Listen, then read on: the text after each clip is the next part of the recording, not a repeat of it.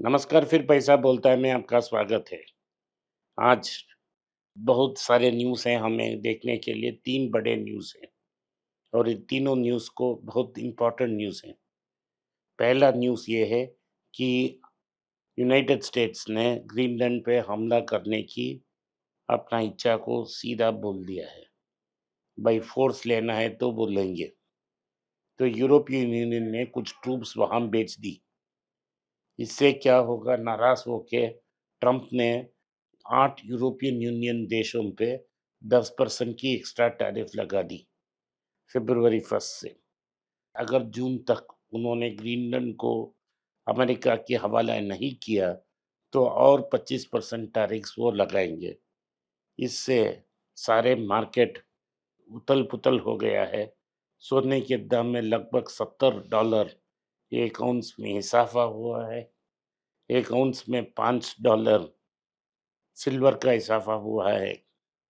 और इसका मतलब है कि भारत में सोना का दाम 22 कैरेट 13,450 हो गया है और 24 कैरेट प्योर गोल्ड लगभग 14,680 के आसपास है। सो इसका मतलब है कि सिर्फ जीएसटी लगने से ये 15,000 पार कर चुकी है। 15,150 के आसपास है विथ जीएसटी। और जो 22 कैरेट है, वो 14,000 के आसपास है जीएसटी के साथ। इसका मतलब ये है, जैसे हमने कहा था 15,000 पार तो जनवरी में हो ही गया है। ये सिर्फ ट्रम्प की जो हरकतें हैं, इसके कारण हो रहे हैं। अभी तक फेडरल रिज़र्व ने कुछ एक्ट नहीं की है, तो ये इकोनॉमिक रीज़न नहीं है, ये जियोपॉलिटिकल रीज़न है। अभी भी एक न्यूज़ आई है कि चाइना ने एक अनमैन्ड ड्रोन को ताइवान की एयर स्पेस में चलाया है। इसका रिएक्शन भी क्या होगा, हमें पता नहीं। तो यूरोपियन यूनियन देश ने कहा है कि वापस वो अमेरिका में टैरिफ लगाएँगे। तो इस सबको बड़े कन्फ्यूज़न में आज भारत की मार्केट जब खुली, लगभग 200 पॉइंट नीचे खुली। 25,496 के पास आई थी। उधर से मार्केट रिकवरी हुई थी, लेकिन जब यूरोपियन यूनियन की मार्केट खुली, वो लगभग 2% नीचे ओपन हुई, फिर से 90 पॉइंट नीचे ट्रेड हो रहा है लगभग 3 बजे मार्केट। तो ये रहा मेन न्यूज़। इसके बावजूद दूसरा न्यूज़ है, नीलेश शाह जो प्रधानमंत्री मोदी की इकोनॉमिक एडवाइजरी काउंसिल के मेंबर हैं, दूसरी बार उन्होंने ये कही है कि सेबी से कहा है कि आप एक ऐसा प्लान बनाएँ कि जो भारत में लगभग $6 ट्रिलियन की गोल्ड सोना पड़ी है लोगों के हाथ में, वो सरकार के पास आ जाए और आरबीआई उसे यूज़ कर सके। इसका मतलब है कि फिर से वो कह रहे हैं कि लोगों से सोने को छीन कर रिज़र्व बैंक में डालना चाहिए। ये उनका एडवाइस है, उनका निजी एडवाइस है। लेकिन एक इकोनॉमिक सलाहकार हैं गवर्नमेंट की और वो ये एडवाइस दे रहे हैं, आपको इसे सीरियसली लेना चाहिए ताकि आप सरप्राइज़ ना हो जाएँ, जब किसी आदमी 8 बजे रात को आएँगे और ये ऐलान करेंगे। ये पहली बार ये इम्पोर्टेंट न्यूज़ है।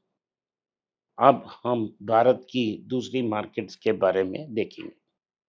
पहला न्यूज़ ये है कि विप्रो की दाम में सुबह 8% तक गिरावट थी, अब -7% पे ट्रेड हो रहा है।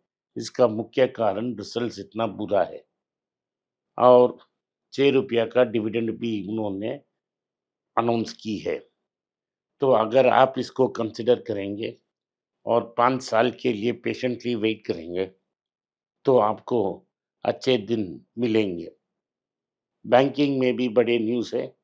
इसमें ये न्यूज़ है कि आईसीआईसीआई की बैंक की प्रॉफिट्स लगभग 4% गिर चुकी है।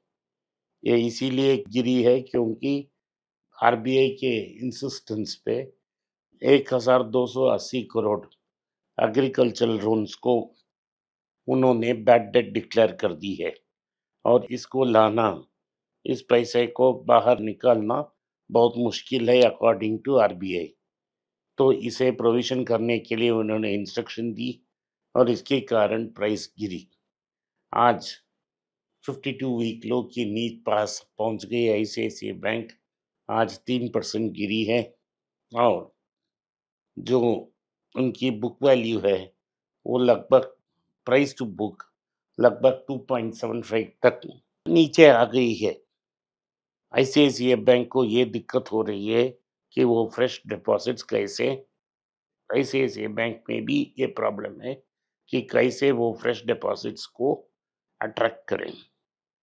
जो 87 में था, नंबर 87 में था क्रेडिट टू डिपॉजिट रेशियो, अब बढ़कर 89 तक पहुंच गई है। एचडीएफसी बैंक में एचडीएफसी की मर्जर के बाद जो प्रॉब्लम था वो अभी तक सॉल्व नहीं हुआ। क्रेडिट डिपॉजिट रेशियो 99% पे है और एचडीएफसी बैंक जूझ रही है, लेकिन उनकी जो प्रॉफिट है वो 11% ग्रो हुई है। मेरे अनुसार अगले 3 साल लगेंगे एचडीएफसी बैंक को अपने डिपॉजिट्स को इनलाइन लाने के लिए। यस बैंक और आरबीएल बैंक में भी ये प्रॉब्लम थी और आरबीएल बैंक के रिजल्ट्स को देखते हुए लगभग 7% करेक्शन हुई थी सुबह सुबह। इन सारे बैंक्स में ये प्रॉब्लम है कि कोई फ्रेश डिपॉजिट डालने के लिए नहीं आ रहा है, क्योंकि जो एवरेज डिपॉजिट रेट है वो लगभग 5.59 है और लोगों को बॉन्ड्स में 9% मिल रही है और इसमें मार्केट्स में लगभग 7-8% रिटर्न्स मिल रहे हैं। बैंक्स को डिपॉजिट्स में इंसेंटिवाइज नहीं कर पा रहे हैं और जो इनकम टैक्स ट्रीटमेंट है वो भी फिक्स्ड डिपॉजिट्स की अगेंस्ट है। इसके कारण सारे बैंक्स की जो नेट इंटरेस्ट मार्जिन्स है वो प्रेशर में आ रहे हैं। टाइटन ने ऐलान की है कि उनकी जो Q3 और Q4 का रिजल्ट्स रहेगा वो अच्छा रहेगा और Q3 में वेडिंग सीजन और फेस्टिवल डिमांड के कारण उनके नंबर्स उम्दा थी, लेकिन मेरे ख्याल से ग्रामेज कम होगा सेल्स, लेकिन रेवेन्यू ज़्यादा होगा और प्रॉफिट्स ज़्यादा हो सकते हैं। सुबह टाटा मोटर्स पैसेंजर व्हीकल की दाम में गिरावट थी, क्योंकि न्यूज़ है कि टैरिफ से ये कंपनी अफेक्ट हो जाएगी। तो टाटा मोटर्स पैसेंजर व्हीकल्स की नुकसान भी हुई थी। टेक महिंद्रा की रिजल्ट्स बहुत अच्छी थी, 14% प्रॉफिट्स इंक्रीज हुई। शैलेश जोशी जो इन्फोसिस से आके उसको टेक ओवर की, ये टर्न अराउंड की पहली स्टेप है और मार्केट ने पहले इसको फ्लैट रखा था, अब पॉजिटिव हो गया है। आखिर में सन फार्मा के बारे में एक खबर है कि सन फार्मा एक अमेरिकन कंपनी ओरेकडॉन को खरीदने के लिए तैयार हो रही है।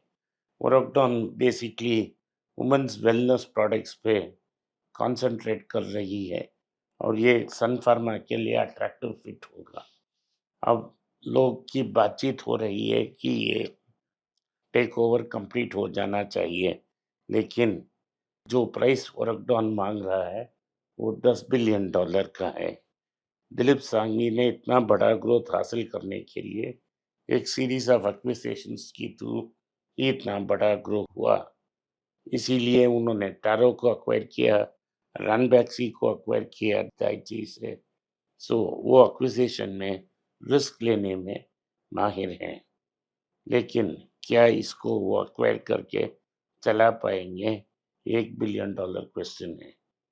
लेकिन अभी तो ये क्लियरली पता चल गया है कि हमको कि मार्केट में अर्निंग्स नहीं है और अर्निंग्स ग्रोथ इतना बड़ा अभी तक नहीं हुआ है और मार्केट इसीलिए प्रेशर में रहेगा मीडियम टू लॉन्ग टर्म में और जल्दी टर्न अराउंड होने के लिए कोई गुंजाइश नहीं है, सिर्फ होप एंड प्रेयर में हो सकती है। आज के लिए इतना ही। आपने इस पॉडकास्ट को सुना, इसके लिए मैं आपका आभारी हूँ। हो सके तो वीडियो को लाइक कीजिए, चैनल को सब्सक्राइब कीजिए और बेल नोटिफिकेशन दबाएं। इस वीडियो को अपने दोस्त और रिश्तेदार के पास भेजें और उन्हें देखने की आग्रह करें। नमस्कार, धन्यवाद, जय हिंद। नीचे एक ईमेल स्क्रॉल हो रहा है, इसका ईमेल एड्रेस है paisa.bolta hai.np@gmail.com। अगर आप मुझसे संपर्क करना चाहते हैं तो इस ईमेल में मेल भेजें, मेरी टीम आपसे बात करेगी। फिर से बता रहा हूँ मैं, paisa.bolta hai.np@gmail.com। इसमें आप मेल भेज सकते हो, मेरा टीम आपसे संपर्क करेगा।